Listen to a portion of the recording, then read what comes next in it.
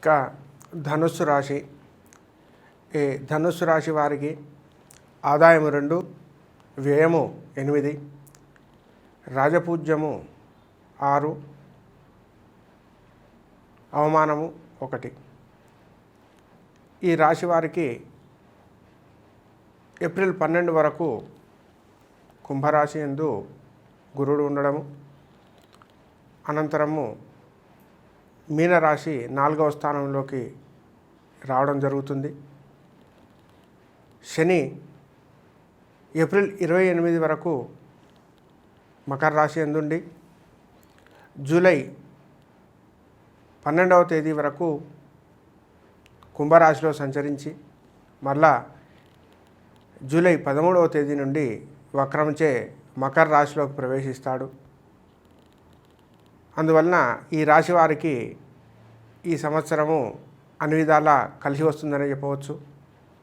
గురుడు స్వక్షేత్రం నందు సంచరించడం వలన ఈ రాశివారు అన్ని రంగాలలో కూడా అభివృద్ధి చెందుతారు. ఉద్యోగస్తులకు ఉద్యోగాభివృద్ధి, నిరుద్యోగులకు ఉద్యోగాలు కూడా వస్తాయి.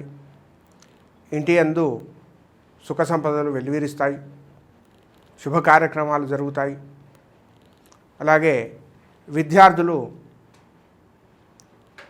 పరీక్షల్లో ఉత్తీర్ణత సాధిస్తారు.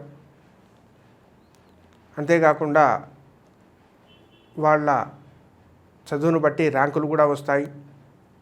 వ్యవసాయదారులకు పంటలు లాభించి లాభం చేకూరుతుంది. ధనధాన్యాదులు చేతికి అందుతాయి. ఇదివరకు చేసినటువంటి రుణములు కొంతవరకు తీర్చుకుంటారు. కళాకారులు, క్రీడాకారులు, టీవీ, సినీ రంగ కళాకారులు వీళ్ళందరికీ కూడా కొంతవరకు మేలు కలుగుతుంది. కొత్త అవకాశాలు వస్తాయి. వాటిని సద్వినియోగపరచుకోవాల్సి వస్తుంది. కొత్త నిర్మాతలకు వ్యయ ప్రయాసలతో కూడినటువంటి లాభం చేకూరుతుంది. కాంట్రాక్టులకు, రాజకీయ నాయకుల ద్వారా బిల్లులు వసూలవుతాయి. వారి ద్వారానే కొత్త కాంట్రాక్టులు మళ్ళీ వస్తాయి, లాభపడతారు. రాజకీయ నాయకులు ప్రజలందరి చేత కొంత వ్యయ ప్రయాసలు పడి వారితో మెప్పు పొందడానికి కృషి చేస్తారు. అనంతరము పదవులను కూడా పొందే అవకాశం ఉంది. ఇక ఈ రాశి స్త్రీలు కొంతవరకు బాగాలేదనే చెప్పాలి. వీరికి అవగాహన లోపం వల్ల భార్యాభర్తల్లో గొడవలు ప్రారంభమవుతాయి. వివాహం కాని వారికి మాత్రము కోరుకున్నటువంటి వధువు వరుడు దొరికి వివాహం చేసుకుంటారు. ఉద్యోగాల్లో ఉన్నటువంటి స్త్రీలకు మాత్రం బదిలీలు జరిగి వేరే ప్రదేశాలకు వెళ్ళవలసి వస్తుంది. ఇక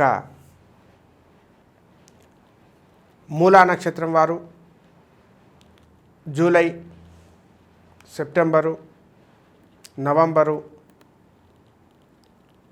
2023 సంవత్సరంలో జనవరి, ఫిబ్రవరి నెలల్లో మరియు పూర్వాషాఢ నక్షత్రం వారికి జూలై, నవంబర్, డిసెంబరు 2023 సంవత్సరంలో మార్చి, ఫిబ్రవరి నెలల్లో, అదేవిధంగా ఉత్తరాషాఢ 1వ పాదం వారికి జూలై, ఆగస్టు, నవంబరు 2023 సంవత్సరంలో జనవరి నెలల్లో కలిసి రావడానికి అవకాశం ఉంది.